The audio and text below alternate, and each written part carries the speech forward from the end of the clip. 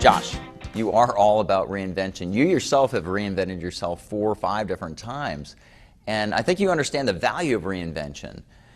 Technology is reinventing the world today in every way. In fact, it's not just reinventing every industry, but it's reinventing the way we interact socially, the way we use information, the way that we even perceive the world. What do you think the world will look like if we can get all of the IT nation to embrace the concept of reinvention in the technology space?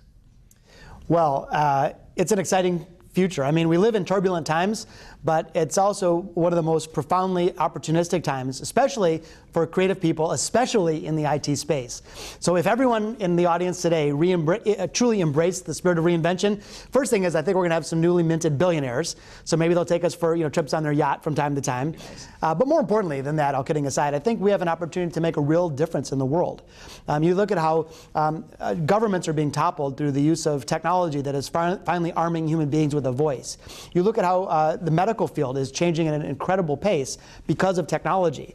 You look at you read about things like nanobots that will be able to go in and attack cellular level pathogens, and doctors will play like a video game basically and shoot down these evil cells. So I think it's affecting all aspects of our lives, from how we educate our kids to how we connect and find romance to how we travel and explore the world, and ultimately how we drive business. So the opportunity has never been more profound, and the ideas are there, the technology is there. It's a big blank canvas of opportunity, and it's incumbent on us to embrace it.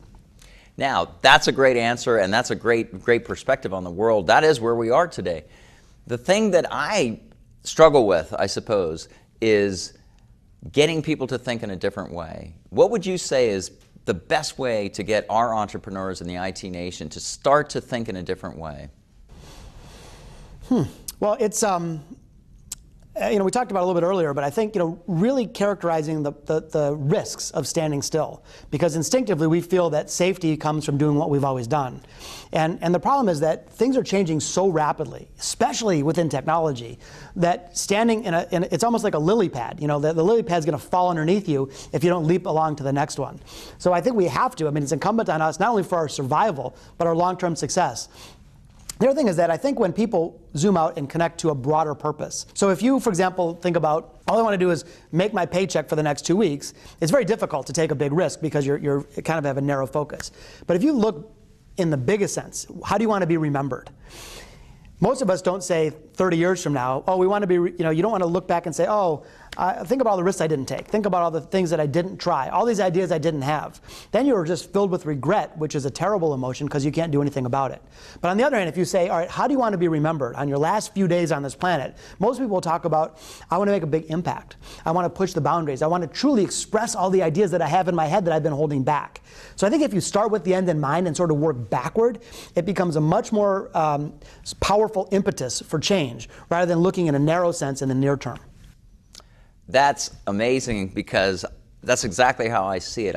And I think that the opportunity for our partners, the IT nation, is a multiplier effect. And what I mean by that is, if you look at every economy around the world, it's always jet-fueled and jet-powered and catalyzed by small to mid-sized business. 70% of our partners, that's their complete focus, is small to mid-sized business. And if you think about it, they're the ones that are implementing and embedding technology in those businesses. What's the real driving force today of productivity? It is technology. And so if we can make those small to mid-sized businesses more productive with technology, they can have an impact. They can have an impact in their communities, in their world. They can create more jobs. And so we at ConnectWise are real excited about the fact that if we can help these entrepreneurs do a better job with their customers, we have this multiplier effect of being able to proliferate and embed more technology, which will create a greater and bigger economy all around the world. And so the opportunity for technology, the opportunity for change with technology is at its paramount right now. And so technology, guys, right? We find an answer, we create a solution, and we usually do that because we understand the technology better. And that's when a lot of these guys jump in and start their business. They're very good and passionate about that piece of technology and that idea, and they get a great idea, but then they stand still with that, and they don't continue to reinvent themselves. And that's the real fear, is they started their business because they were ahead, because they had a reinvention idea, because they had a new idea, and yet somehow when they actually get into business, they think that that's it, one time, crack the code one time, as you say, and they want to ride that wave to the end of their career. But it's about shooting that moving target. It's always a moving target. So you would think that people in the technology space would understand that this is a moving target all of the time. What do you think would be a good way to get them to see that? You said it exactly right, is that when a company launches, I don't know of any company that said, all right, we're going to launch a new company, we're going to do things exactly the way everyone else is in the industry, and we're never going to change. We have no new ideas, but hey, let's just open up a new company. I mean, that would fail totally. All companies, even big ones, were started because someone had the guts, the courage, the creativity to look at the world in a different way, to solve a problem in a fresh way. Where companies fail, as you point out, is they clutch to that. And I would say to especially tech small businesses that your business is not your product. Your product is a subset of your business, and your product should be able to change and evolve over time. You might have one product that might change to something else, you might add a new product, you might take one away, but your business and your product are not the same thing. And so too often, especially technical people say, all that matters is this line of code, as opposed to a broader mission, which is perhaps to serve customers in a better way. And I think the more we can embrace that small company thinking, the better. It's funny, when I think about the difference between small company thinking and big company thinking, because you just said, that small companies are the ones that are driving net job growth and real progress in our world, and that's totally true. Unfortunately, sometimes even smaller companies start to think like big companies. In other words, they become slow and dull.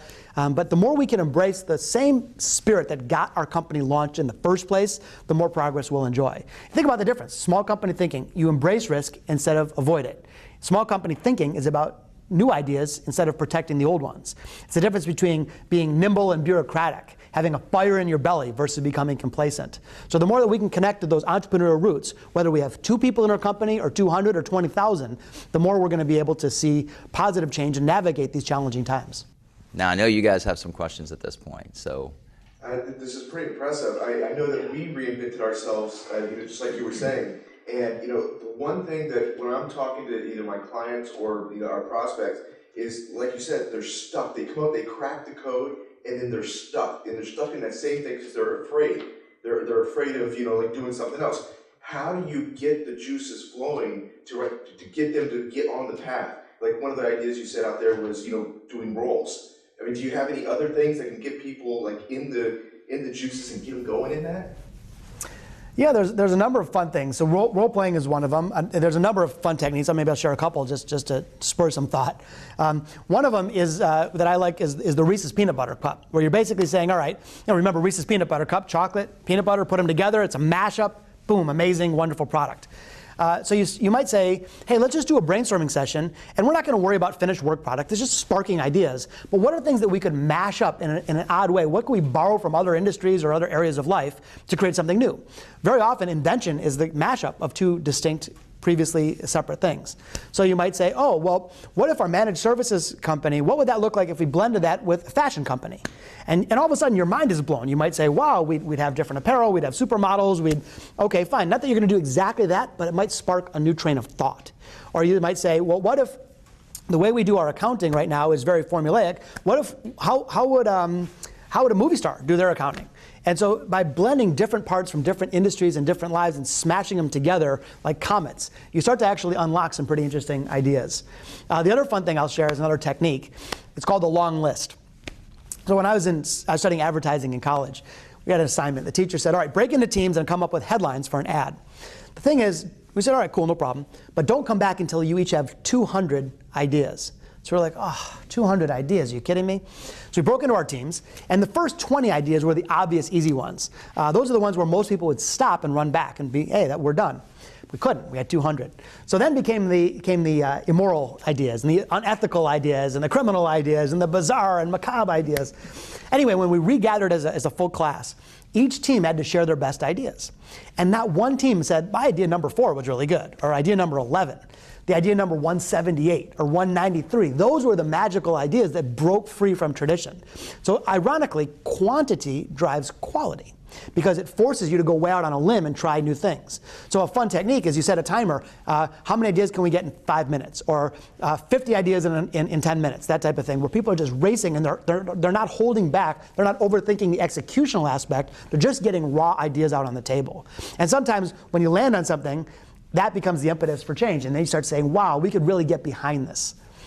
A lot of it is just getting the momentum started. I agree. And you know what? Here's the thing. People always, there's this misconception about technology and technologists and people that are in the technology field. I believe that technology is the greatest expression, greatest artistic expression of today's time and age. Applying technology is an artistic event, and it's not a mathematical event. And so what I think a lot of our partners get stuck on is thinking, look, we're robotic, we do things, we bits and bytes, you know, we have processes. If you back off from that, though, and you really think about the creative use of technology and the creative application of technology, it's very artistic.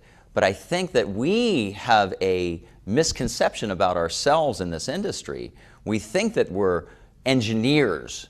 We're not really engineers. We're way more like artists. And I think that if a lot of companies in our space and the IT nation could start thinking about themselves in an artistic way and start treating their colleagues in an artistic way and having brainstorming sessions and making that part of the standard inside of the business, it breaks that mold and it starts unleashing the artistic side of all the technology folks that we have inside of our company. How do you think we can get there? Arnie, I have a Kool-Aid smile right now because what you said is so right. People's role in life, no matter what your field is to create art, I believe.